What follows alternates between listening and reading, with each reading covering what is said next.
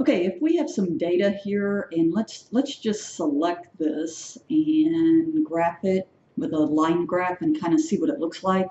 And you can kind of see that it has all these little peaks.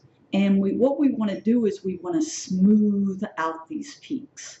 And you can do this very easily in Excel with data analysis. And here they actually have an exponential smoothing. So I say, okay, my input range are my Y values, because that's what I'm trying to smooth out. And then I just put in a damping factor, like let's say 0.5.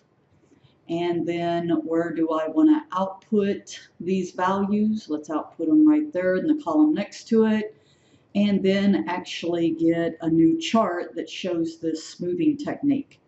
I hit OK, and I can see now, let's move this one over here, that I get so nicely, instead of those peaks now, it's smoothing out with this exponential smoothing as a forecast. So this is showing my forecast here instead of all those peaks going up and down.